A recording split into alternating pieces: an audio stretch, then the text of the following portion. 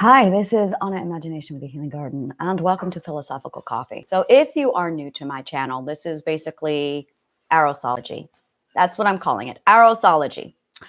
Arosology is, wow, how do I break it down? I wrote it down. I'm just going to read it to you.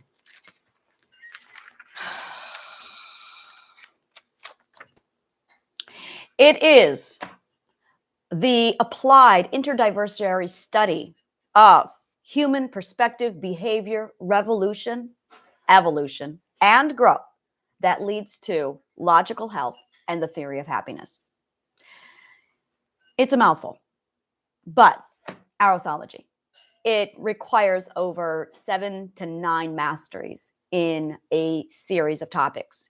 Interdiversity studies is when you see things and you can put them together to see the big picture. When you study, here you go. Imagine you have a chessboard in front of you, but the physicist only studies the bishop moving diagonally and nothing else, while the philosopher studies all the pieces, every single one of them.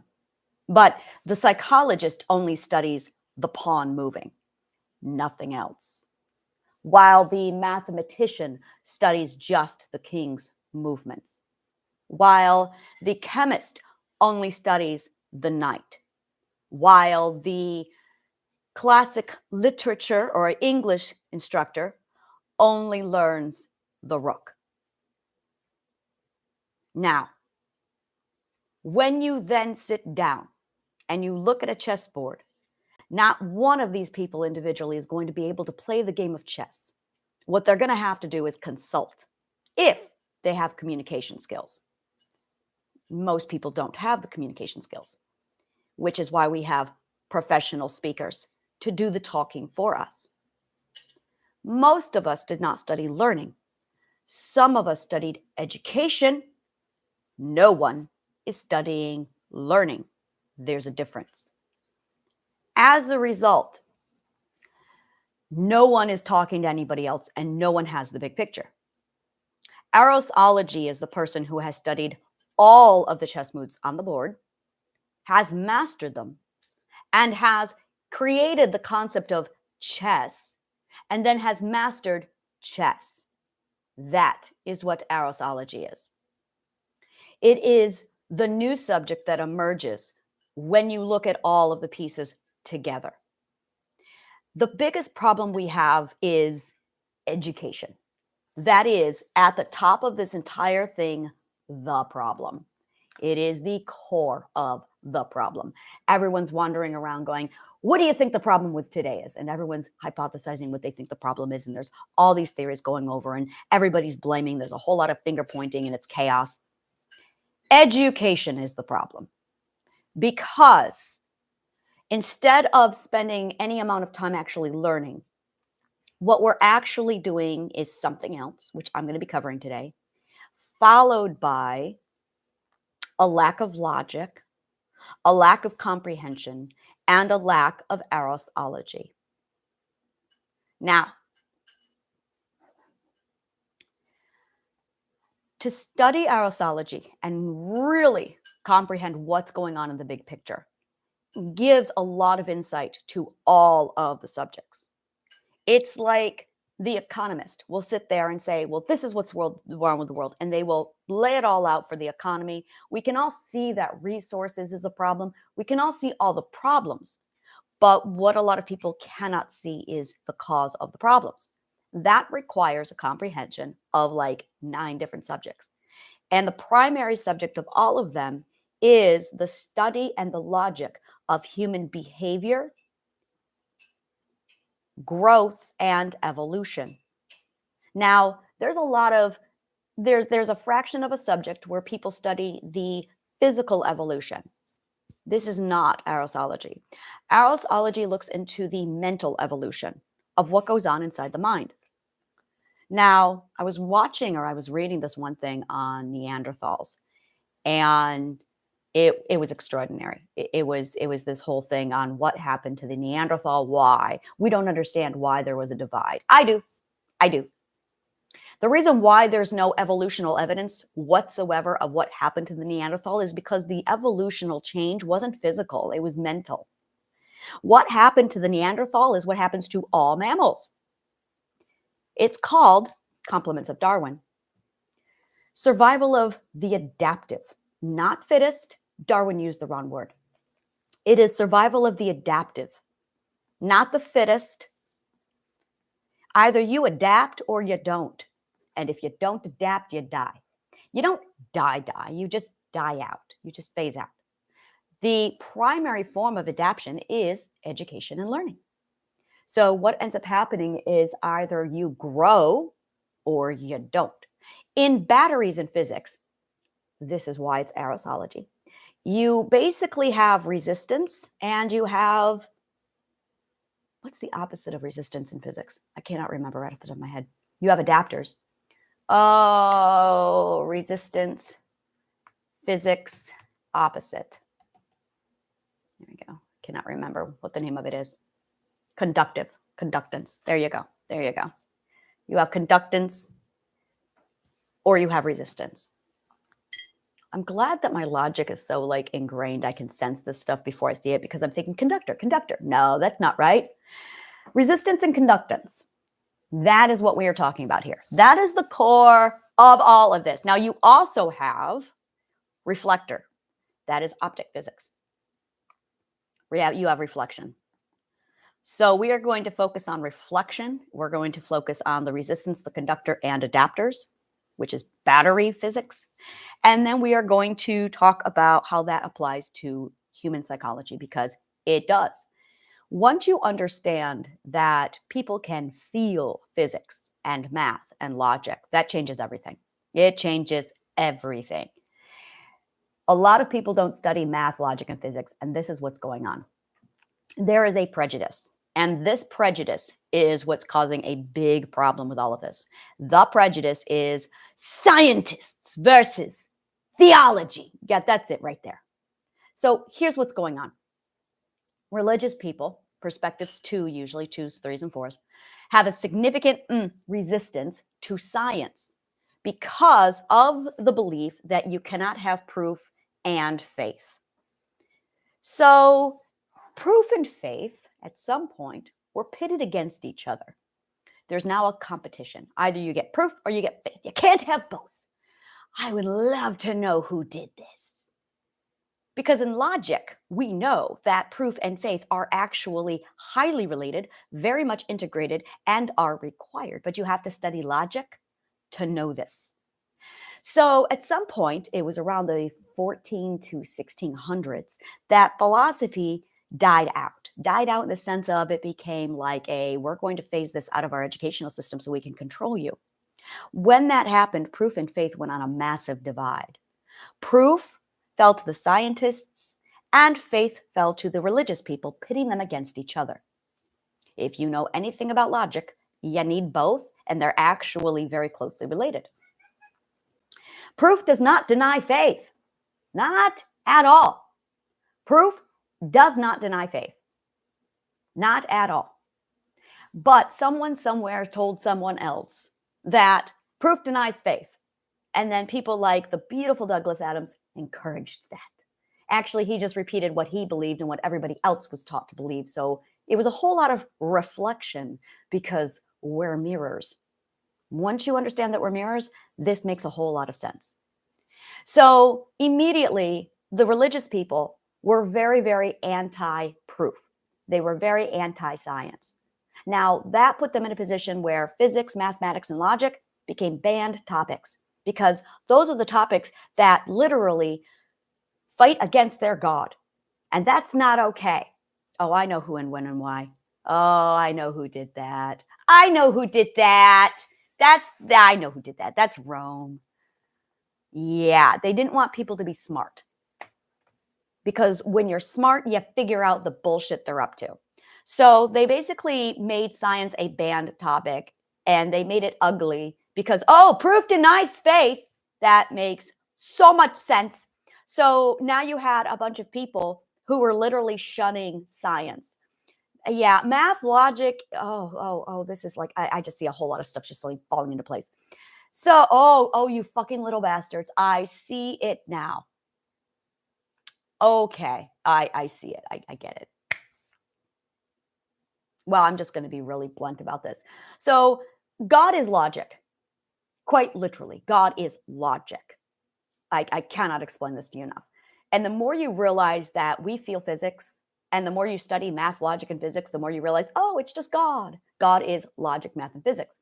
But when Rome wanted to take over and control the people, which they used the Christian religion for, they changed the interpretations in the name of God. They changed all of it into this Abrahamic man in the cloud with a cloud for a head, and they put him up in the sky and they made a story into it. They turned it literally into a fairy tale. During the Roman Empire, during the Nicene Creed, in order to control and better manipulate the people. When they did that, there was a whole lot of, that's when we get a lot of the stuff we see, like the patriarchy. That's when we see things like proof versus faith. Now, this versus is what caused the divide. Now, every now and then, a scientist would sneak out and go, hoo, hoo, hoo, and then they would be slaughtered. Bottom line. So finally, science managed to merge and break out and be free. And then it started to grow and people started to figure shit out. Now, because of the trauma of, I'm going to cram this religion down your throat, the parental paradigm, the pendulum paradigm occurred, and all of the scientists, due to hatred and aversion toward religion, swung the other way. And they said, oh, due to trauma association, the scientists loathed the religion. Very rarely do we get a scientist who's also religious. Very, very rarely. Almost never do we get a religious person who's into science. They were literally designed to pit against each other. Now, religion is your second perspective. And the more you learn about religion, the further you get away from it and the more you get into spirituality. But we're not done yet. That's only halfway through the 12 perspectives. When you get around the sixth perspective, you really go spiritual because shit goes down at the sixth perspective. You can feel physics, literally. Physics, mathematics, logic, you can feel it. But we don't know this because you haven't studied physics, logic, and math. And the scientists don't want anything to do with this information because they associate spirituality and God with a bunch of hullabaloo. So as a result, the scientists aren't studying it, and the religious people aren't studying math, physics, and logic. Because the religious people aren't studying math, physics, and logic, they're not making the connection that what they're feeling isn't the Holy Spirit, it's physics. And you've got the scientists over there who are so prejudiced against the association of trauma from their childhood being forced to look at religion and the abuse from the religious community towards science, that they are now like, oh no, we're not going to study your spirituality. So no one is looking at both without bias. I cannot emphasize the part without bias enough, which defeats the whole purpose of a scientist. Shame on you guys. You should know better. But once you study psychology, you start to understand the psychology of this war. We're pitted against each other and we're fighting amongst each other. I was very, very religious. And then when I started to study, because I love education, I was 13, 14, 15. It was around that time period, 1992, 93, 94, 95, that I went, I love education. I love math. I love geometry. I love physics. And I love Jesus. And I had my religious church telling me not to touch that stuff. Oh, philosophy is banned from the church. And this is why. And this is why. So I argued back, and I had like a whole sit-down war with myself. It was my faith versus my science, and they were in contrast. And I said, look, self, I remember this day so clearly. I was in my pink room in 1995, and I just had this sit-down moment in my brain of, all right, I want to go forward. I want to learn philosophy. And I know that the church tells me that this is going to compromise my religion, but I believe that God can be proven And I don't believe that that takes away from faith. In fact, I think that it enforces it. I was a doubting Thomas. I loved doubting Thomas. Thomas was my favorite person in the Bible. He was my hero. I was like, everyone should be like doubting Thomas. Everybody should be like doubting Thomas, which contradicted the whole concept of, and I'm going, hey, if Thomas was so bad, why was he a disciple? Why was he a disciple?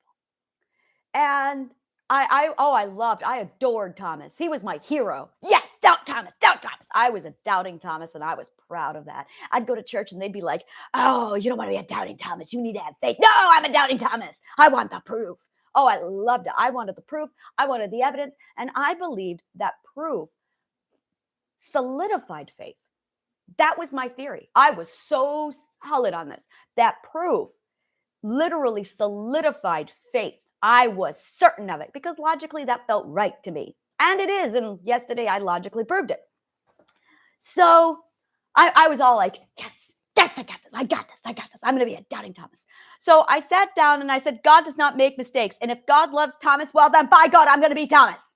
That was my argument.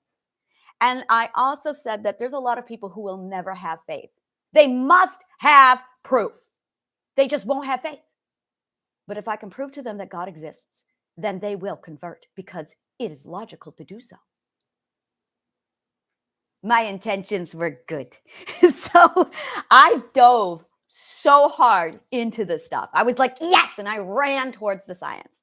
And I said, I had so much faith in God that wherever the knowledge would take me, I believed strongly that in the end, I would come back to God, but that time I would have faith and proof.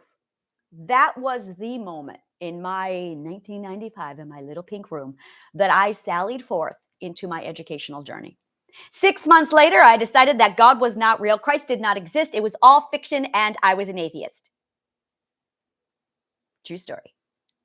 I immediately declared myself a weak agnostic.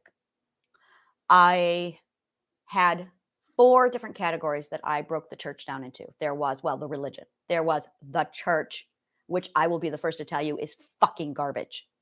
There is the ancient texts, which I love and have spent many times poring over. All of them, including the ones that the Council of Nicaea felt were too incriminating to include in the Bible. There is the Bible, which is the cherry-picked version of the ancient text that the Council of Nicaea decided was not so incriminating that they could include so they could manipulate the people. And then there is Jesus, who I still to this day fucking love and adore. He's one of my favorite philosophers. I adore Jesus. Holy shit. Do I think that he's a savior? No, I think he's a scholar and he was fucking genius. That's what I think. I think when people get so smart at a certain level that second perspectives hail them a god, which is very psychologically predictable. That is like Psych 101. And then like, okay. So when you have someone of a lower, I hate the word lower, a different perspective, and there is a massive gap between second perspective and 12 perspective like that, the second perspectives look at the others like, oh my God, you must be a god, because their power is so far advanced just because of the growth span. And they don't have the logical connection to understand how they could possibly turn into something like that. Therefore, that must be a god. This is where the hierarchy occurs. This is where the psychology of authority and power occur. This is where people shrink. Oh my God, I'm intimidated by you, because they lack security, because they haven't grown yet. This is all the authority, power, control exchange happens. This is the psychology of it. So they elevated Jesus to a deity god status. Now, the further along these perspectives you go, the closer to Jesus you get. So that by the time you get to the 6th perspective, you start to feel like Jesus is your buddy. True story. By the time you get to the 6th, 7th, 8th, 9th perspective, you're going, yeah, Jesus is my equal. True story. And you do. And he is. You start to be, he basically becomes undeitized. And the concept of prophets, and it's amazing. It's really amazing to watch how spirituality shifts. Spirituality is literally just a lack of physics, math, and logic. That's all it is. It is literally I don't understand the world around me. Therefore, and because you lack, you to whom it may apply. Because you lack the comprehension of logic, math, and physics, you don't know that what you're feeling, the Holy Spirit, is really just physics. Now, if scientists would get off their, we're going to be nice. If scientists would do the mental work that they need to do to heal, and if they removed their mark of Bly and acknowledged the integration and the requirement of both faith and proof, found the integration, and removed their prejudice and their bias, they would actually have the humbleness, not the right word, the allowance, the open-minded, privileged allowance. I love the word privileged allowance. I've said that a lot this last week, and I love it. They would accept the privileged allowance, the privileged allowance to study and step into the mind of faith, spirituality, to determine what it is. So I went through the stages. I was very, very religious when I was a child. I was baptized. I have a baptism certificate. And I love Jesus. I started this whole thing with, I'm going to prove that God exists. I believe that faith and proof can't exist simultaneously. And then I went into the whole, no, faith is crap. It's all proof. And then I took the scientist road, and then I healed, and I started to feel shit in my body. And I went, oh, holy shit, what is this thing? And then, well, I had my visions. I was always having visions. So I was like, okay, something is going on here. But I was determined that this could be explained by science. I was determined science would have an answer. So that's when I really started to dive into physics. But the link, the thing that connects science and faith, is psychology. You have to know psychology. Specifically, you have to know Aristotle and metaphysics. Once you get into Aristotle and metaphysics, it all goes, oh my God, it's the same thing. So this is what happened. As I stepped further, I was studying psychology. I was wrapping up all of my psychological studies. I was like, all right, this is definitely the human mind. And I had all of the psychological analysis. And then I got to this point where the philosophy was ending. I was entering now into metaphysics with Aristotle. And I was going, okay, and I'm walking around going down this rabbit hole, and I'm working on my theories. I'm drawing out the philosopher's compass. And suddenly I look over at the Bible, and well, because I had the Bible memorized as a child, I got to this point where I would be working, and suddenly I would have a memory pop up in my brain that would go, I am the way, the truth, and the light. Only I could see it logically, as logic is the way, the truth, and the light. And I would go, what's Christ doing here? And then I would do a little bit more research. And John 3:16 really popped out. I go to prepare a place for you. And if I go, now think of the I in this statement as the I of I and the you of I, not I literally Christ, but it's a metaphor, I of I versus the you of I. And I saw my philosopher's compass. So now it's I go to prepare a place for you. And if I go to prepare a place for you, I will come again and receive the you unto thyself, the I of I. For where I am, there you may be also, which means the I and the you of I are linked. But the I of I and the you of I have to be separated for a time, which is twin flames. Really fucking cool, right? And I went, whoa, something's happening here. And this is where I started to see the spiritual sixth perspective world of twin flames and all that jazz, with Christianity over here from the second perspective and the religion, and now metaphysics and psychology. And I'm going, what is going on? I continued my research. And as I continued my research and I started to logically start to put together the dots, more and more Christianity was just dripping all over the place. And I'm like, what the fuck is this thing? And then I find the psychology of forgiveness, which is in the first and the 12th, the first, the second perspective. I get to that point, and as soon as I start working out all the threads and everything, suddenly I'm looking back at what Christ is saying, and I'm going, okay, when you apply economics to psychology and the words of Christ, specifically Paul, with the turn not away from evil. I can't remember. It's Romans 12 something. And it's in reference to the only way to overcome evil is through good. Now, when you translate the word evil, which is a second perspective word for bitterness and resentment, and you flip it over to good, which is forgiveness and all this other jazz, suddenly it completely makes sense. And it corresponds almost exactly, No, exactly, 100%, precisely. It's a perfect match to economics, the emotional transactions of human connection, and psychology. And I'm going, okay, so Christ is definitely all over the place here. Occam's razor. Christ knew this shit. So as I started to pull it all together and it all fit, I finally got to a point where I realized, because of logic, that proof and faith are actually symbiotic. They're not supposed to be pitted against each other. They are 100% symbiotic. And as a result, when I started to realize that they were symbiotic, it completely changed the way I did everything. So when I started to realize that all of these things were literally pockets, like pieces of this massive puzzle, and then I started to look at it differently. I started to realize that, okay, so this is just bringing all of these subjects together. It's putting everything together. And I had this massive comprehension. I was looking at the chessboard. And every night I go to bed, and this is when my brain starts to do the real work for me. I love the depths of the subconscious mind at night. And I've hinted at it, but I haven't really dived deep into it. And I really need to just spend some time to just really indulge in what's really going on at night, because the subconscious mind basically downloads the new programming. And it's when I am most logical is around 3 a.m. at night. And then I wake up at 3 a.m. and I start to see logical deductions that I normally would not see. So here's how it works.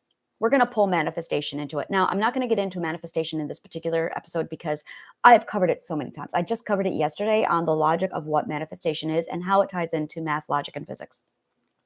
So this is like part 2 of what I said yesterday. So you have manifestation. And when you have manifestation and you sink into the world of manifestation, what you end up walking away with is you ask for what you want, which is what I discussed yesterday, is all that manifestation is. It is 100% what you want.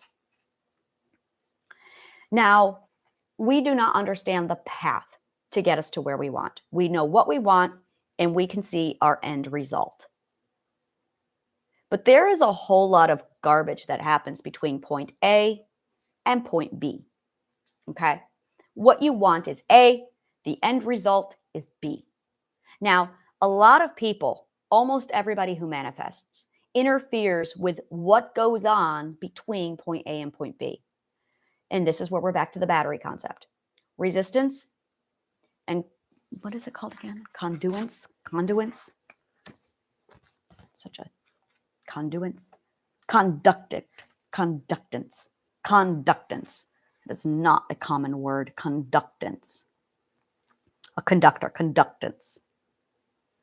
That is a word I'm really going to have to integrate into. Oh, and there it is. It is in my brain now. Conductance. So you have resistance and you have conductance. And I'm going to put there, you have an adapter.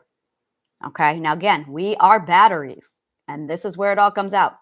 Also, you have the law of reflection. Do not go far away from that concept. Keep that in your forefront of your mind. Okay. So you have resistance and you have conductance. What this means is how easily or how well you allow. It is your tolerance for allowance. It is your allowance. If you allow, it's conductance. If you don't allow, you have resistance. Now, how well you resist or conduct is going to determine on your security. This is where psychology steps into physics now. On your security, on your authority, on your faith, how well you believe in the end result is your proof. Proof does not mean what you think it means. A proof is a logical, conclusive argument with a sound conclusion. Your faith is how well you can trust your ability to form a proof. Really cool. The faith is the first part of a proof. Your faith is how good are you at logic? How good are you at forming premise to form a conclusion? Do you have faith in your conclusion making skills? Now, the full completion of this is the proof. The proof is the conclusion. So you can have your conclusion, and you need faith in your logical ability to deduce in order to make a formal conclusion. So the two of them very much are bed partners. This is a very symbiotic relationship. You need both. You need to know how to make a formal argument, and you also need to know that you are good at it. That is faith, is how good you are at it. Proof is your logical conclusion.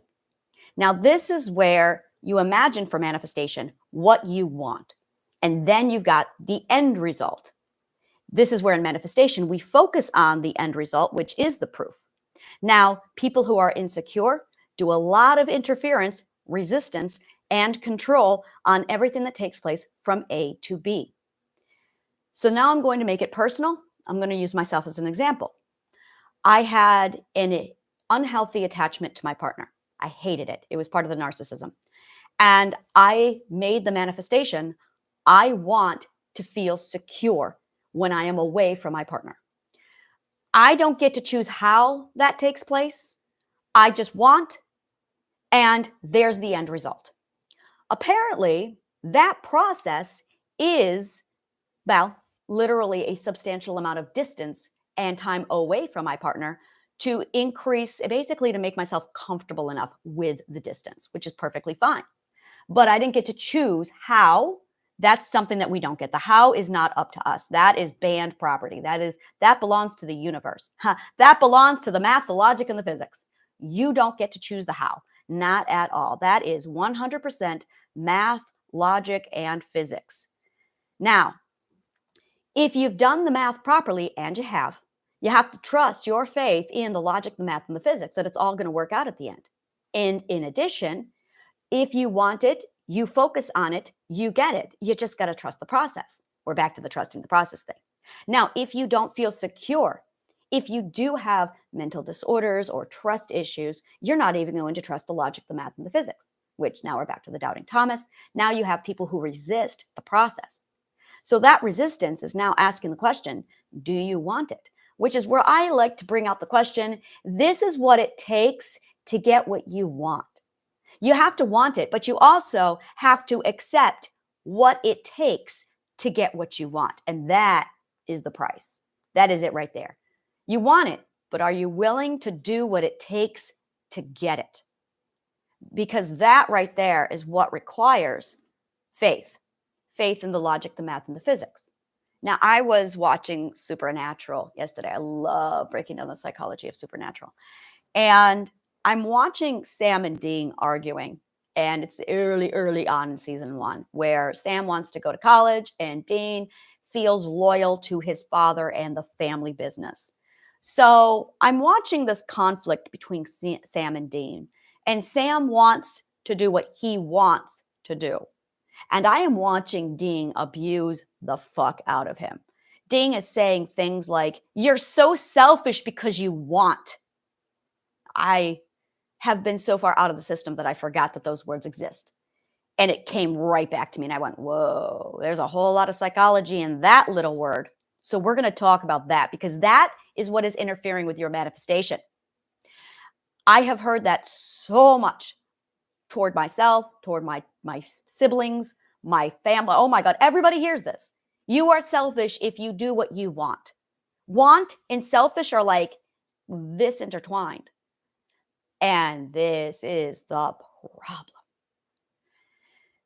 We are ashamed and we are abused for doing what we want. Now, according to Pythagoras, this is wisdom love. This is self-love. You are only ever supposed to do what you want. But our society has our family, our parents, our siblings, all abusing us and calling us selfish for doing what we want. That is literally narcissism. That is like narcissism 101. Oh, you're not going to do what I want. You're selfish. Oh, I mean, that's narcissism. That is like, holy shit. It is narcissism literally just infects and rots love of the self. Now, when you're trying to manifest, you are literally going against everything that you were conditioned to do as a child, that you are supposed to be self-sacrificial, that you are supposed to give all to everybody else until there is nothing left for you. So when you sit down to finally manifest, you can't because you feel guilty. How dare you want? You're selfish and you only think of yourself. Now we're going to go back to the batteries, resistance and conductance. If you really want to manifest, if you really want to be mentally healthy, you are going to have to get real good at stop resisting what you want. Now we're getting into your healing. We are conditioned as early as 2 years old to absolutely resist what we want. It is inbred into us. It is beaten into us. It is neglected into us. It is conditioned into us that to get what you want is selfish. To prioritize the self over anybody and everything else is selfish. We are slandered. We are abused. We are beaten for this. We are cast away and thrown away for this. Now you sit down and you finally realize in your 30s and 40s, wow, I am fuck miserable and I want to change. And you decide I'm going to put yourself first. And then the guilt just fills right in. And that guilt is 100% all of that conditioning from all of the narcissism every time you were told you were selfish for doing what you wanted to do. So now your ethics, which have been compromised and stolen by narcissists, are now working hard and fast core for your resistance. Now, and this is like so Star Wars now, you have the resistance and you have what you want. And once you realize that there is a resistance and the resistance is evil, because the resistance is what is fighting against what you want. The thing is, what you want is 100% what gets you to be your end result. And it's interfering with that. It's not allowing you that. And as a result, you're not putting everything you want into it. And you've got all of the subconscious mind working hard for the resistance, which is all of that conditioning you received. And as a result, you're not going anywhere. So a lot of people are sitting there really pushing hard with their manifestation. They want to get better. They want to change. They want. And right alongside of that, you've got that, all you think about is yourself. It's so selfish. You're so selfish because you're not thinking about what dad wants. You're not thinking about what mom wants. You're not thinking about the family. Yeah.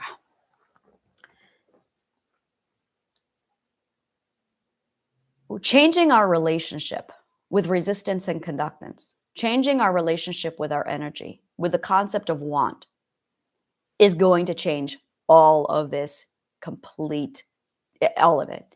It's absolutely extraordinary how powerful this is. That once you realize that all of your healing and everything is contingent upon what you want, and realizing what it is you're really up against, that what you are really up against is the resistance. And that resistance is there because somebody abused it into you. It's classical conditioning. It's been so grained into you due to insecurity. And here's the other thing is, as they tear that down, as they condition, oh, you have to think of everyone else, what they're also taking away from you is your security, is your authority. And because they are compromising your security and your authority, you are also losing everything you need to fight the resistance.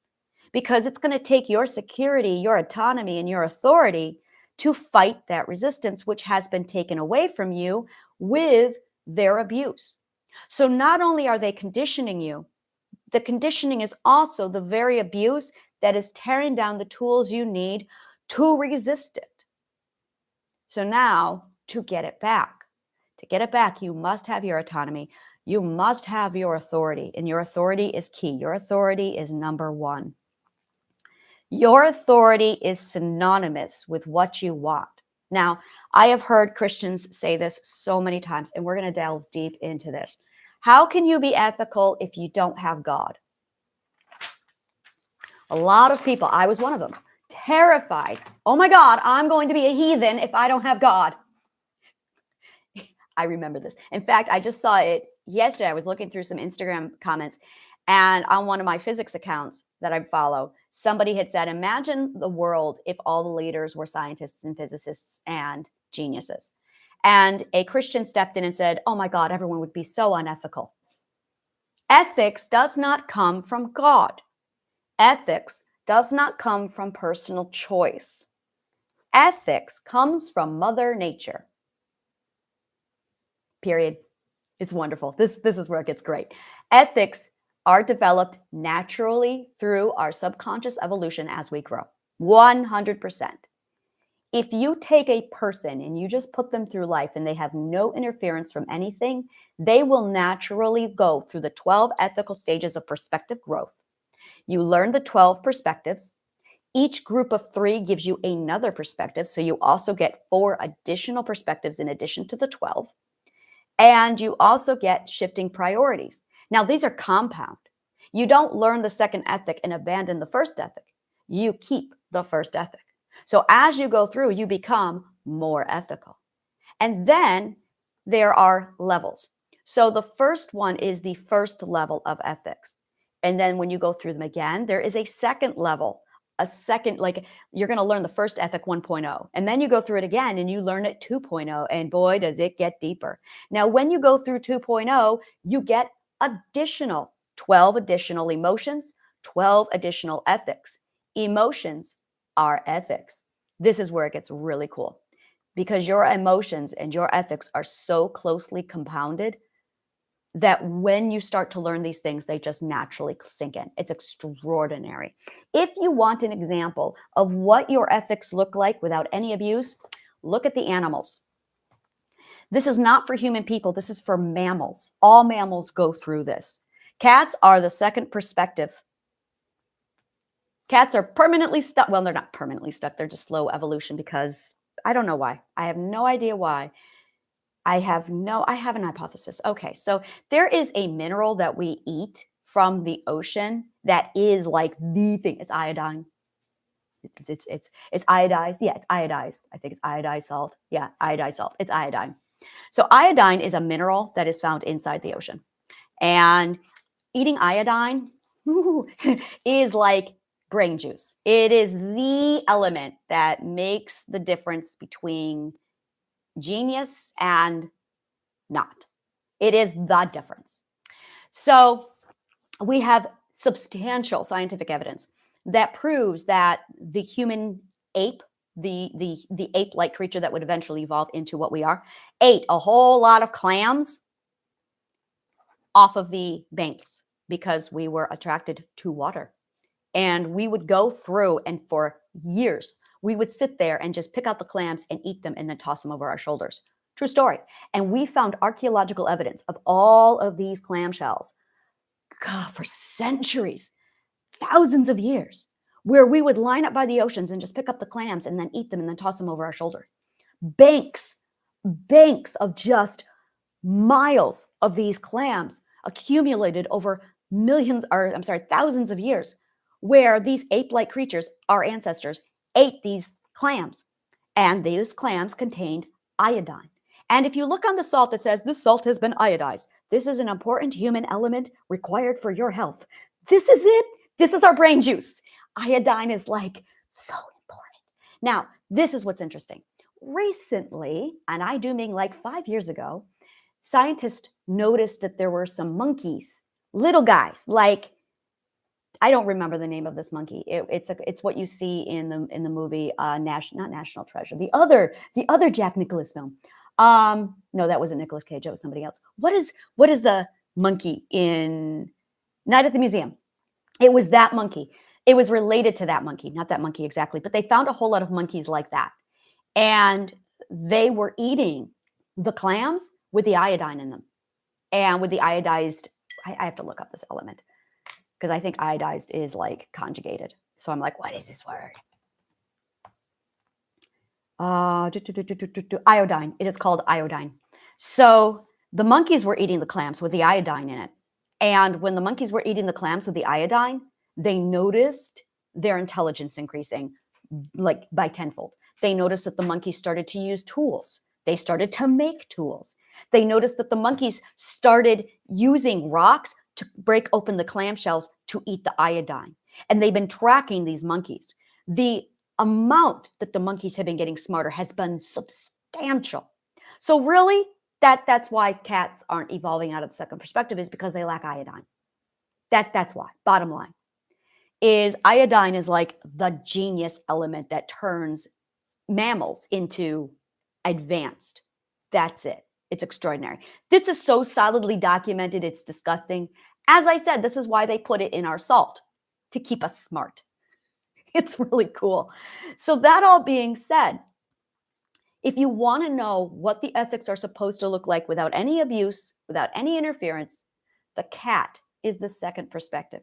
The second perspective is the learning perspective. And the traits of the learning perspective: curiosity, playfulness, which is how we learn,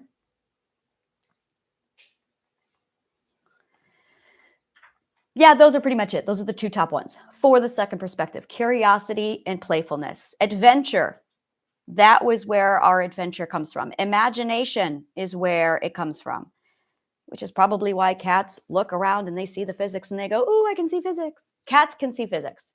And a lot of second perspectives and sixth perspectives go, "Oh, they can see the energy, they can see the spirits, they can see physics. They can see physics. They're looking at the frequency that is physics." So that is what a second perspective looks like. That's why a cat is so much like a 2-year-old. Now, these traits do not go away. They stay with you unless and until non-consensual education interferes. Non-consent, when it comes in contact with your authority, turns this perspective off 100%. It shuts it off. All of it. It destroys imagination. It absolutely destroys curiosity. They did so many psychological studies on children who grew up in war zones. Not going to happen. Not going to happen. You do not learn when you are in a war zone. Not going to happen. You have to be psychologically safe to have the second perspective. Period. This is human behavior, human evolution on such a level. And I will tell you why, because this gets really cool. The first ethic is comfort. The first ethic is your comfort zone. That is where your mom is. That is where you go back to your safe genie bottle cocoon. It's comfort. So when we are born in that first year of our lives, we are in the comfort zone. There is no learning in the comfort zone. Sound familiar? If you want to grow, you have to get out of your comfort zone. This is what we're talking about. You are in your first perspective when you are in your comfort zone. Now, if you have trauma, abuse, a lack of psychological safety, you're not leaving that comfort zone. Let's go to the flip extreme side of this, which is where most people are. They're in the other world of, I'm in a war zone. I am currently not psychologically safe. I am currently with a partner, spouse, parent, roommate who is abusing me. Oh, you are not in your comfort zone. You can't get to your comfort zone. You have to escape Vietnam first to get to your comfort zone. Learning? No, learning is not going to be happening. Not going to be happening. You have 3 aspects going on here. You've got Lord of the Flies, Cambodia, Heart of Darkness, Apocalypse Now. Pick your favorite story. That's where most people are. And then you've got the comfort zone. That's where you heal. That's where you mend your wounds. That's where you feel safe. That's where you can grow. Well, you don't grow, but you heal. Then you grow in the adventure zone. That's where the second perspective is. This is the very first 3 ethics of life. This is where we learn. This is how learning and education works. As soon as you start getting abused, though, no, you are not. You got to survive. You cannot. And I'm going to say it again. The psychological evidence is substantial that when children grow up in a war zone, learning does not happen. It shuts down. Now, the number 1 trait of a war zone is Psychological safety. Psychological safety is in a direct relationship to slavery, trapped, non-consent. The moment you have non-consent, game over. Game over. Now, we force our children to go to school. The minute your child says, I don't want to go, and you force them, or we force them, or the school forces them, game over. That is no longer a school. That is now a prison. The neuro beautiful parts of our brain says, you are now in a war zone, and shuts it down. They're not going to learn. There is no learning. Not going to happen. Neuroscience says so. Psychology says so. This is not an opinion. This is so much substantial fact, it's disgusting. The moment the child does not consent to their education, it is now literally a form of rape, and they are immediately into survival mode. They are immediately into I am not psychologically safe to have self-authority so that I can choose for myself. My authority has been compromised. Every little part of my mother nature evolution tells me that this is dangerous. Oh, well, now you are in a war zone. War zone kicks on. You're not in a comfort zone. You are not in a learning environment. You are in a prison, which is why they watch the clock. Same thing with individuals who go to a 9-to-5 job. If you don't consent, and the key, the desire, is literally the word want. If you don't want it, game over. Now, let's go back to Sam and Dean. Sam wants to go to college. He wants to pursue a normal life. And Ding says, you are so selfish, you only think of yourself. How many of us were exposed to that? Instantly, because the authority has been compromised. Game over. There's no more learning. And we are only 2 years old. This is only 2 and 3 years old. By taking away non-consent, it's done. Which is why so many children have tantrums.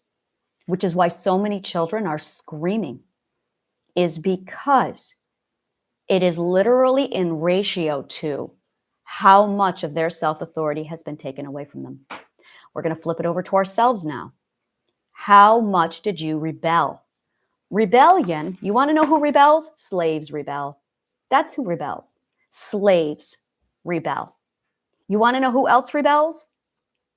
Suppressed people under a rogue government. They rebel. Suppressed people under a tyrant government. They rebel. You know who else rebelled? The Scots against the British. And the Americans against the British. They rebelled. Gandhi, he rebelled against the British. I am seeing a common thing with the British. The French people rebelled against the French monarch. Those are the people who rebel. Black people against white slave masters. They rebelled. And children rebel. Occam's razor. Occam's razor. Tantrums are not normal. Not at all. My children never had tantrums. Never. Because they had self-authority. Tantrums are not normal. Really, really embed that. How much did you rebel as a teenager? The more you rebel is literally in ratio to how free you are. I love the Star Trek episode. I think it wasn't the menagerie. Maybe it was the menagerie. There is original series. There is this episode.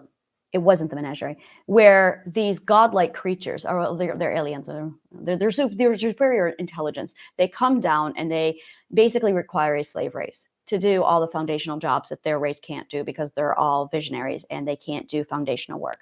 So they decide to take a less intelligent race and they impede themselves upon human beings and they tell the human beings, well, crew that they're going to be slaves. So the whole episode ensues. I think it's a 2-part episode where this alien race is trying to enslave the Starship Enterprise. And there's rebellion, they're fighting, they are losing.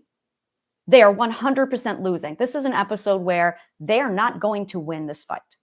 And it gets down to the last few episodes or the last few minutes of the episode, and suddenly it stops. Just stops. And Kirk's like, what happened? And the people arrive and they're like, we're done. We took the liberty of looking at your history and we concluded that human beings do not make good slaves. We noticed that you have a long history of rebelling against oppression. So we've decided to go with a more suitable race. Have a nice day. And they leave, and that's the end of the episode. And it is such a true depiction. Human beings do not do well with suppression. Oh my God, we don't. Not even a little bit. And when you have a society that is literally revolving around, I don't trust you to do what is required of you. I don't trust that faith and proof can be together. I don't trust that you can have ethics to self-govern. I don't trust that an individual can self-govern without enforcement. I don't trust that anyone else will value education or growth without the ability to be forced to do so. Therefore, they must be forced to do so.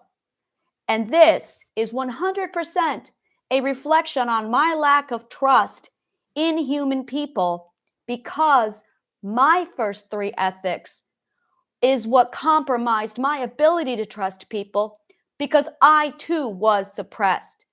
And because I was suppressed, I have trust issues, because it requires the first 3 ethics in order to get the ethic of trust. You see how this cycle just keeps cycling over. You require comfort, courage. This is the cocktail. Vulnerability, curiosity, playfulness, imagination, to learn the emotion trust. This is science. This is not an opinion. Comfort is learned in the first ethic. Courage is learned in the first ethic. Vulnerability is learned in the second ethic. Curiosity is learned in the second ethic. Playfulness is learned in the second ethic. Imagination is learned in the second ethic. Trust is learned in the third ethic, with the combination of the first 1, 2, 3, 4, 5, 6 ethics. That is what you get from the first 3 ethics. This is not an opinion. This is not something that needs to be taught.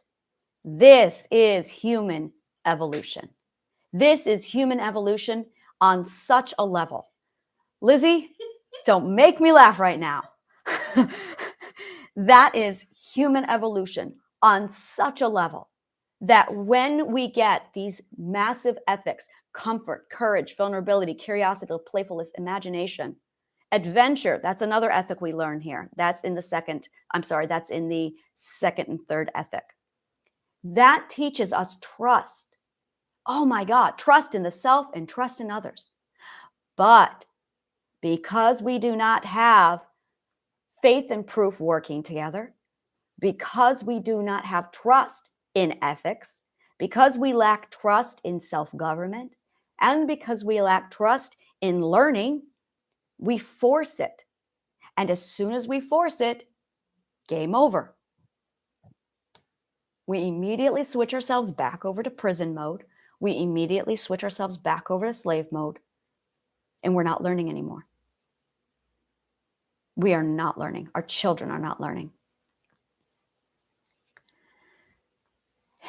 To fix this, trust.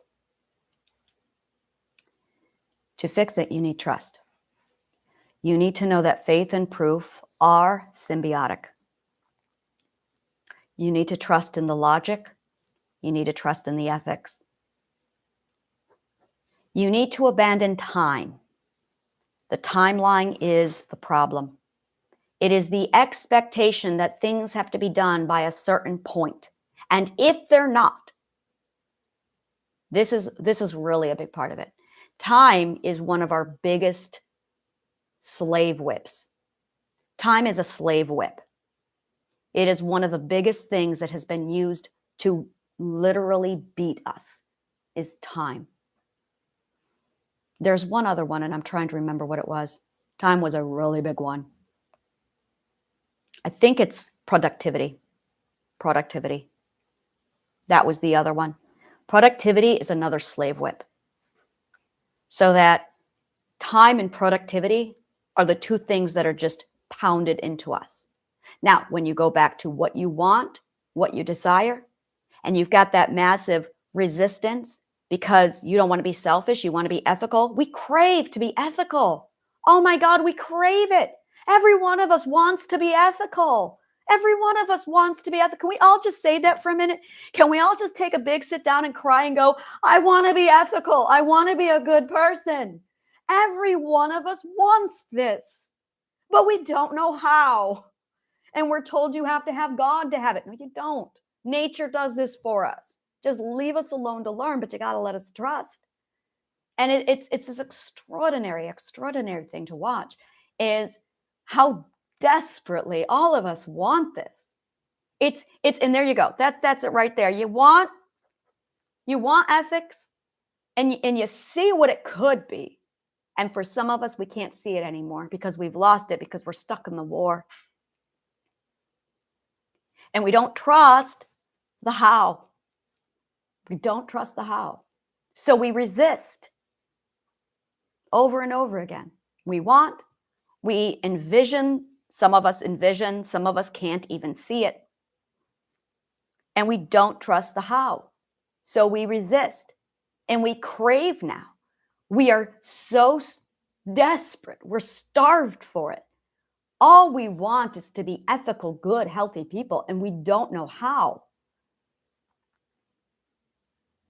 And it's driving so many of us insane. It's driving so many of us mad because we just don't know how to go from point A to point B. And this trust is the problem. So here's the how. Comfort. You got to get yourself out of the zone, out of the war zone, and into the comfort zone. Into the comfort zone. Abandon time. Abandon results. Oh my God, that is something I'm going to really that's got to go. That's got to go. Time, productivity, results. Got to go. You are not going to get anywhere with those three things being clung to. They are absolutely in contrast to what's going on here. You cannot have comfort and time and productivity and results and comfort. You can't do it. Comfort is all about energizing you and grounding you. I call this a genie bottle.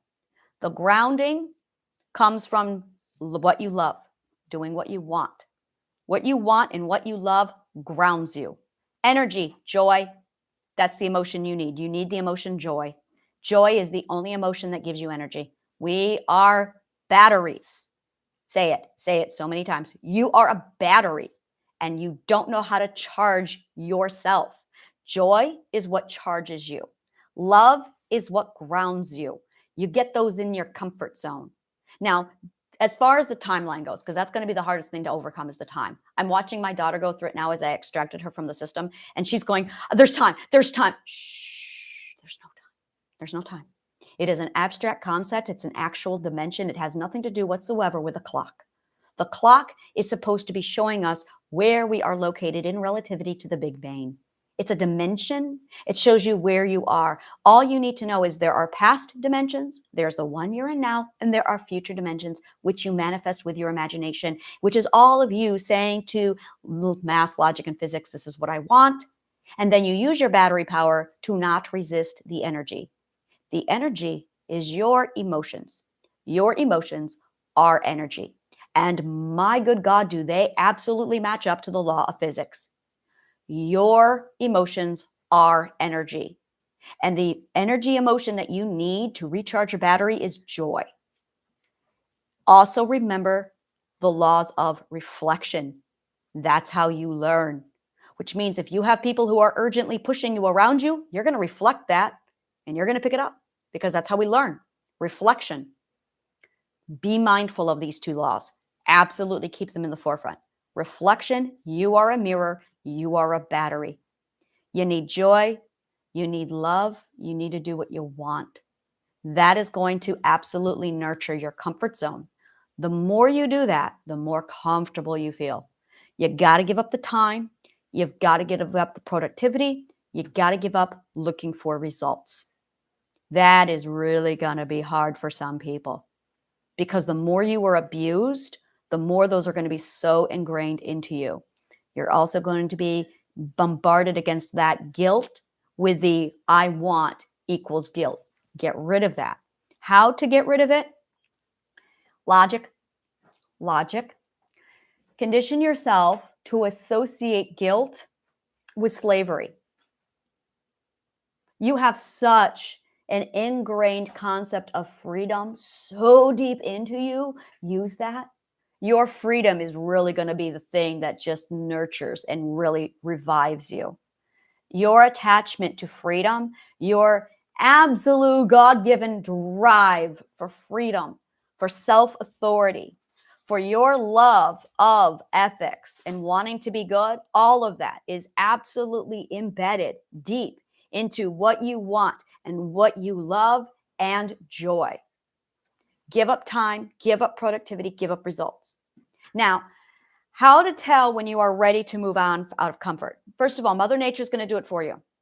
If you don't feel like you want to learn, then you shouldn't. You need comfort. You haven't gotten enough comfort yet. And I'm going to be blunt. It took me 1.5 years of just wallowing in comfort before my comfort filled up and I finally went, oh, I feel better now. So I'm going to explain how learning works for a human person. This is the pendulum paradigm. This is 100% how we learn. You need a surplus of an emotion that finally hits and says, I have had too much and now I want the complete opposite. And then you need to fill up with this and go, okay, I see the value of both. And then you integrate.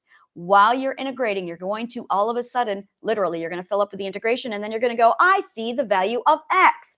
And that's going to fill you up. I've had enough of X. I want to go over to Y. You go to Y. And then you're going to indulge on Y. It's literally knowing how indulgence and aversion work together. Indulgence and aversion are how we learn. Indulgence and aversion. And your logic, your intuition is going to guide all of this. Listen to your intuition. Your intuition is made up of logic, math, and physics. I have to explain that at some point, like how and why, and I'll break it down for you. And this is all, it's proven in my brain. Like I can sit down and write down all the mathematical formulas and go, here, this is the proof. But I haven't done it yet because it's more important that I get this out to you rather than prove it to a bunch of scientists, which is coming. I'm working on the patents right now. So I'm working, the theory's there. The theory is solid. It's just, I need to get this to people because you need it now. Everyone needs this now. So it's solid. It's mathematically correct. It's awesome. Our intuition is 100% made up of math, logic, and physics. So every time you have a gut feeling, that is your ability to internally read the mathematical patterns of the world.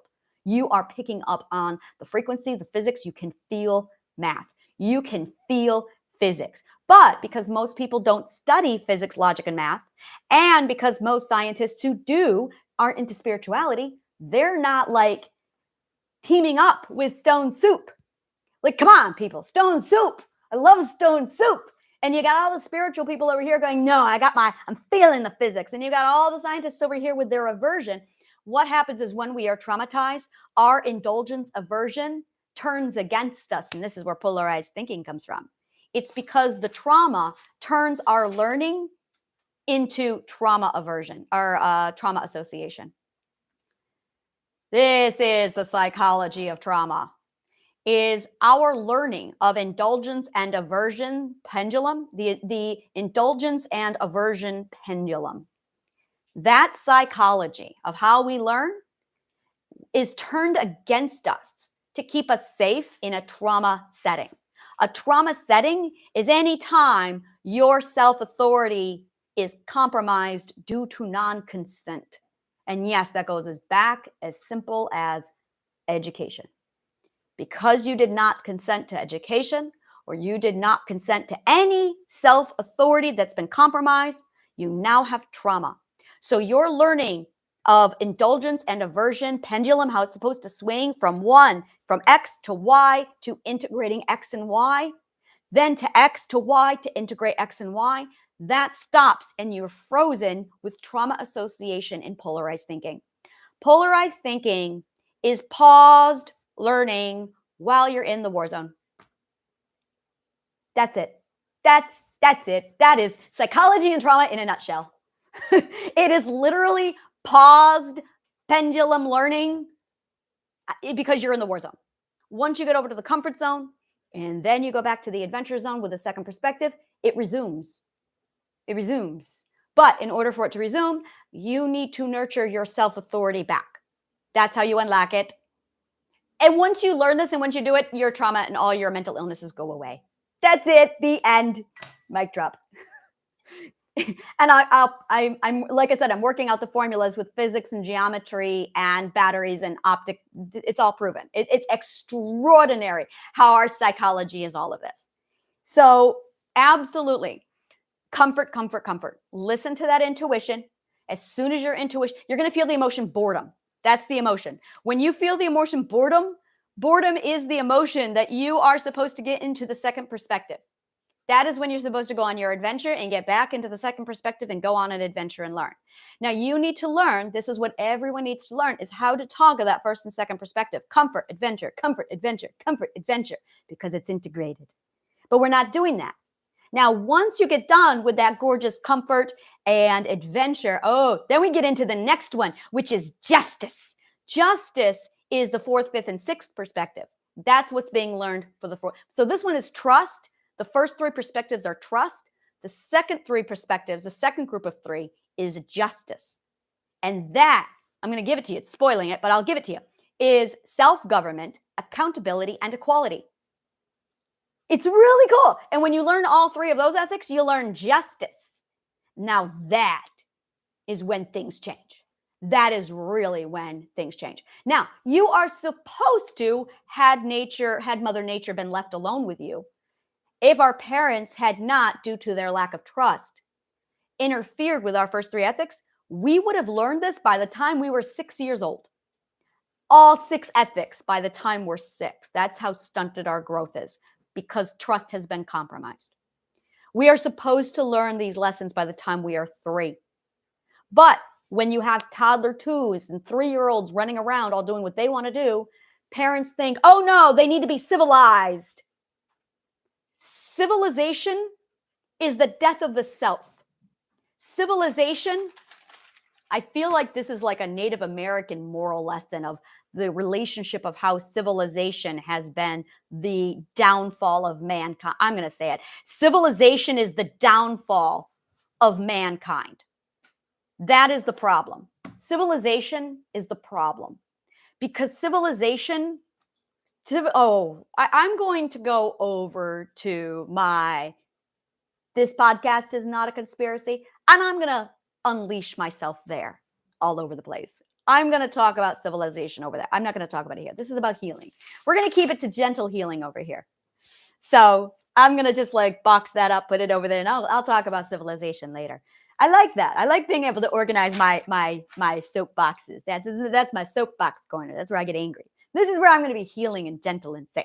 All right. So you've got your trust, which is your comfort, your courage, your vulnerability. You're supposed to learn that by the time you are 3. And then 4, 5, and 6, you're supposed to be learning justice. That is also when you learn sharing. Sharing comes in at 6, 7, 8, and 9. 7, 8, and 9 is sharing. You learn justice and then you learn sharing. Sharing is 7, 8, and 9. You see how we force children to share early, because we're not supposed to be learning how to share at 2, 3, and 4. No, that is not when we learn how to share. We're supposed to be learning justice. We are supposed to be learning trust. Sharing comes in at 7, 8, and 9. That is what we learn when we are doing that. And that's economics. That's when we learn economics. And that's when economics comes into the whole psychology of a human being. And that's also when we learn empathy. Empathy doesn't come in until the ninth perspective. That's when we learn empathy. And then 10, 11, 12, emotional logic. That is when we learn emotional discipline, where your emotions ebb and flow through you freely. And you use logic to navigate your emotions intelligently. And then by the time you are 12, now you have the full spectrum of self-love. Now you are a disciplined, ethical human being, 12 years old. And you retain all of these ethics. And this is the best part. This is your security. The more you learn these ethics, the more secure you feel, the more authority you have, the more you identify and define your autonomy, the more you know who you are, the more you have your philosopher's compass, which corresponds with Pythagoras' work and Christ's teachings. Now you are an ethical human being who doesn't resist, because the seventh, eighth, and ninth perspective is all about learning how to end your resistance and allow yourself to be conductive. Oh my God, it's beautiful. That comes in at the seventh, eighth, and ninth perspective. When you learn sharing, 10th, 11th, and 12th perspective. That's when you learn that. Resistance ends at the 10th perspective. Now, there's also something called a metaphysical transformation. Aristotle, metaphysics. This is where we get into heavy quantum physics. And this is where our imagination starts to really become interfered with physics, math, and logic. That's when you really feel the math, physics, and logic. And this is where a lot of people are like, oh my God, give me my chakra stones. It's because you can feel physics. But most people who are into chakra stones have not studied physics, math, and logic, so they don't understand what's going on with that. But the mathematician, logician, and physician are over there going, oh yeah, our physicist. Oh yeah, we don't bother with chakra stones. And they're not studying that stuff. And I'm going to be blunt. The chakra stones are 100% a placebo effect. It's a placebo effect. When you understand the impact of physics, the hippocampus, your neuro brain, your beautiful brain, combined with the electrical currents that are going up and down your brain, with that gorgeous amygdala of how much hormonal chemistry is just exploding into your brain. Now let's throw the electromagnetic field into there. A chakra stone is not going to touch you. Like, it's ridiculous. It's all in your head. Literally, it is the placebo effect. Because when you understand the power of how much physics, math, and logic is just ripping through your body, which is why people have like 20 chakra stones and they're like, I don't know what's wrong. It's because the chakra stones aren't working because you are feeling physics, and it's because you are not aligned. Your battery is out of whack. Oh my God, is it? You literally have so much resistance. You're not allowing your power and your energy to flow properly through your battery because you are a battery that has significant resistance, and you are not conducting your energy. You also probably have no joy, and oh my God, everything is just misaligned. You've got compromised self-authority going on. So you feel imprisoned, which is dumping so many toxic hormones into you. Everything is just out of alignment, out of balance. It's just toxic. And then you've got probably narcissists all around you, and you are a mirror with optic physics. So you are reflecting all of the narcissism into you and back out again. And you have unresolved trauma due to non-consensual self-authority happening. Oh yeah, you're not going to feel good. And then physics, math, and logic, with an emphasis of logic, comes along, and your intuition, that's all that this is. It's just your paying. Your intuition is your paying with the cognitive dissonance going, yeah, I know logic, and there's your logical truth over there with what you want and what you love and what you value. And you got all this stuff over here happening that you don't love, that you don't want, that you don't value. And this is called cognitive dissonance. In music and in physics, we call it cognitive dissonance. What do we call it in music? I got to think for a minute. We call it harmonic dissonance. That's what we call it, harmonic dissonance. But because we're physics, we're going to feel it. So once you understand that you can feel math, you can feel logic, you can feel physics, it changes the game. Now, let's start merging faith and proof. Let's start merging math, logic, physics, logic. I'm going to start logic lessons here soon. My daughter, she's handing me these geometry stuff. And I'm looking at it going, wait a minute, my dear, my darling, my daughter, you haven't studied logic. And she's going, no. And I'm like, well, no wonder what. She actually does very, very good with geometry. And geometry is logic. But, well, like I said, we are math. And the more math, the more logic, the more physics you know, oh, the more grounded into the electromagnetic field you get, the more you can understand the illogical fallacies in your brain. Logical fallacies are limiting beliefs. And the more you can understand what's going on, what's happening to you, so you can start correcting the logic inside of your mind. It's all about words, the words and the names you use. Again, and I'm going to say this so many times, words are logic. In fact, the words are identical in Latin and Greek. They are the same word. Words and logic are identical. They are the same thing. Word logic is redundant. It's the same thing. They are interchangeable. So the words you use are your logic. And if you are not using the right words, and most likely you're not, because our words have been compromised on purpose to control and contaminate our mindset completely. So the more you understand logic and word definition and all of this, the more it falls into place. Everything just clicks. And really the biggest problem here is you lack logic. You just lack logic. Once you learn logic, oh, this is going to fix a lot. This is going to fix everything. So I'm going to be starting up logic lessons here soon. I'm going to be doing like worksheets. I have been doing logic so long, and it is so deeply ingrained into me that it's so subconscious mind, second nature for me. So I have to really think about what I do when it comes to logic. And I do know it because I studied it when I was 15. Wow. I know how to. It's so simple. In simplicity, there is truth. So says Newton. I love it. So I'm going to go ahead and wrap this up here. It's a lot. And like I said, I am in January, this month, we are going to be going through nothing but a massive collection of the first perspective. This is first perspective month. We're talking just on comfort, courage, and healing, the healing journey. We're getting into the mindset of trust. Courage and comfort are the first.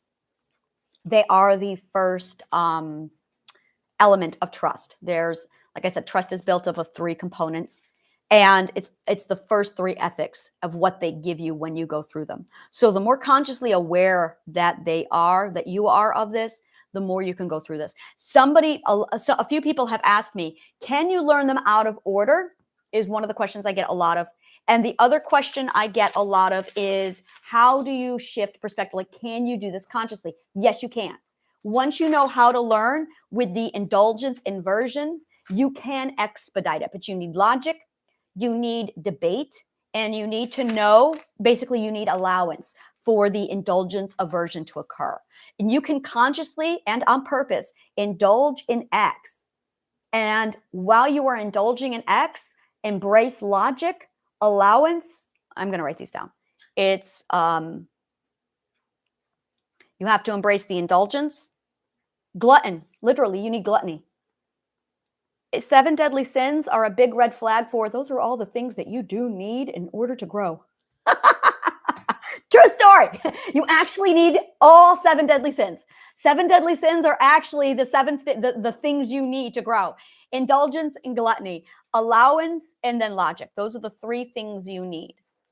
Once you get those 3 things, indulgence, allowance, logic, oh, you're set. You can absolutely push yourself right through these. But allowance, so you can't push yourself forcefully, you can manifest it. And that's what I do, is I manifest my growth. And I will be teaching you how to do that also through all of this. I have a summit at the end of this month where it's 3 days, and it's the first 3 ethics. It's all things healing, and we go real hardcore for 3 days. You also get one-on-one, like there's groups, there's prizes, we're doing giveaways. It's a whole lot of things. We're also being televised through TV Runway. A few other people are stepping in, and we have sponsors coming in. So the Healing Garden Summit happens at the end of January, where it's just a full focus on the first, second, and third ethic. And it's all the Trust Summit. That's all we're doing. And then it's going to kickstart 4, 5, and 6, which is going to happen in April, May, June. No, wait, I'm sorry. Yeah, February, March, April. Yeah, February, March, April is when we do those. Yeah, I'm sorry. I'm going to get this right. January, February, March.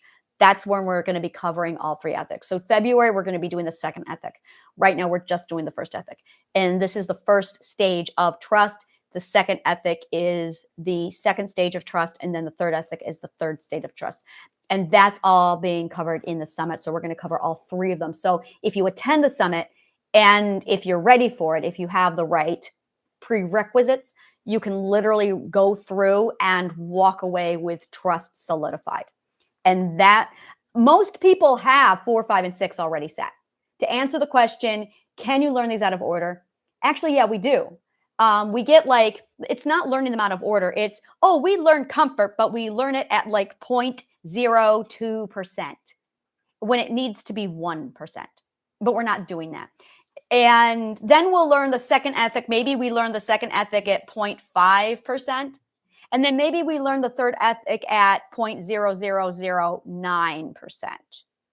And then we go on to the fourth ethic. The fourth ethic we learn at 100%. True story. Most of us learn the first ethic at 100%. And then we go on to the fifth perspective, which is about, we learn that 50%, maybe 50%. And then we get to the sixth perspective and we stall out. A lot of people stall out at the sixth perspective because they lack trust. You see how? So you can learn them out of order, but it's going to compromise later ethics.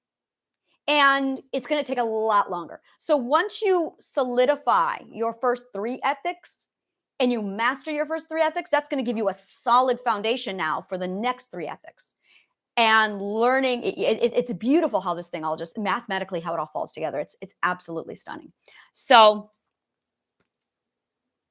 yeah, I'm going to be talking about civilization over at my this podcast is not a conspiracy podcast. And I'm also going to be talking about, I'm going to be giving logic lessons. But I'm going to be doing workbooks. I'm going to create the worksheets, the theory, all of it. And I'm going to be using my daughter's education as the launching pad for that because I have to instruct her. There's a lot of information out there. It's basically proofs and theorems, but there's the math world, there's the geometry world, and then there's the logic world. But interdiversory studies, they're all the same thing. It's all the same thing. So we're talking about mathematical proofs, but linguistics is math. I cannot emphasize that to you enough. Symbolism, linguistics, math, words, those are all, this is math. And this is where a lot of people struggle. This is where you need interdiversory studies to really understand this. Words and math are the same thing. How do I explain it from 12th perspective? Because that's what I'm seeing. Words and math are identical. I can't, well, here you go. People see numbers and they see letters, but I don't see that. There's not numbers and letters. It's symbols. It's symbols. Both of them are symbols with a meaning behind them. So perspectives who lack interdiversory studies see letters or numbers, and they don't understand that they're symbols. Hieroglyphics, that's just another language. So it's translation. It is literally representation and translation. That is language, all language.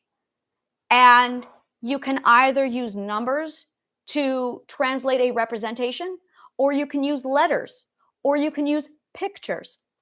You can use colors. Once you see this, the world expands. So precision is so required in language. And this is it. This is really it. Think about how precise numbers are in mathematics. Really think of how precise, how valuable, how important precision is in mathematics. Words are no different. But look at what we're doing with words. Oh my God. Just look at the word truth. How many definitions of truth there are. It's such an imprecise, it's sloppy. That's the word I use. It's sloppy. Language is so sloppy, whereas mathematics is precise. We need to get our word precision as good as our mathematic precision. Once that happens in the 8th perspective, by the way. That happens in the 8th perspective. Nature takes care of it for us. But because we're all stunted at our growth around the 2nd to 4th perspective, it's not happening. And that's what's going on. That is your stunted growth, is something traumatized you between 2 to 4 years old, and it stalled you out. And now it's not safe to grow, and you have trauma associating with learning because it was non-consensual education.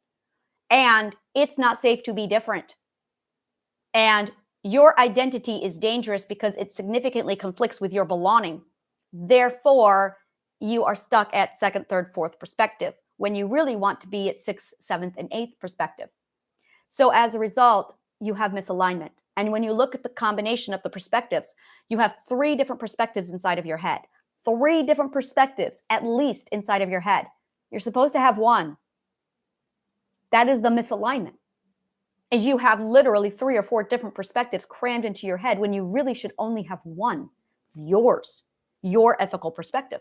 But you don't. You have your mothers, you got your dads, you got your abusive brothers, you've got your husbands, you got your boyfriends, you've got your daughters, you've got your neighbor who doesn't mind their own business, and then you got yours. You've got your jobs, you've got your employers. So you got like 9 perspectives crammed into your head. Now, granted that probably 4 of those are 4th perspective. Probably 1 of those is a 2 perspective. And then the other 3 are probably 2nd perspective. And then there's yours. But yours is really overwhelmed by everybody else's perspective, which is what happens when you are not objective, which is what you get from boundary setting. That's what I wanted to talk about. Boundaries. I had this massive, when you decide to do what you want, that is the boundary between what you want and what everyone tells you to do.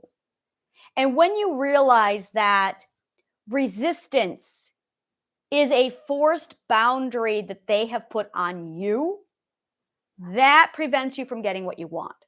So when you decide to get what you want, it is the choice and the realization that you have to reverse the boundary to say, no, you don't get to give me a boundary that keeps me from what I want.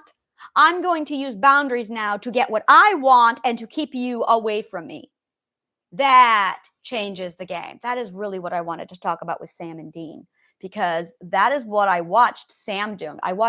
So in the episode, Sam was like, I'm done with this. I want to go to California. I'm done. And he just drops and goes. And Dean's like, oh, well, I'm going to do this. And he does the narcissistic threat. And Sam goes, that's what I want you to do. I want you to leave me alone and go away. Sam put down a boundary. Sam used a boundary to protect what he wants. That is it. Sam used boundaries to protect what he wants. Now, Sam did the whole, oh, well, you're selfish. And Sam said, no, I'm doing what I want. Sam used a boundary and he got what he wanted. That's how it's done. You need the boundaries to protect what you want, because what you want is what's going to get you where you need to go. It's going to get you your healing. It's going to get you your authority back. It's going to get all of this back. And the boundary is not the words, it's the action. That is a big deal. It is the action that you take that says, this is what I'm doing. I don't care. I'm doing this. And you are separating yourself from everything else. You are finally taking you and you are setting it on this higher pedestal, and you need to, because no one else is. If you don't put yourself on a pedestal, then you are going to get walked all over. You must, I'm going to say it, cast not your pearls before swine. Well, you are the pearl.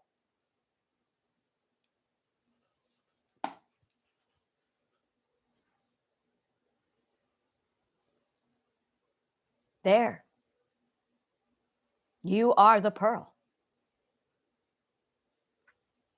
The boundary puts you on a pedestal so you don't get stompled on, because no one is going to put you on a pedestal.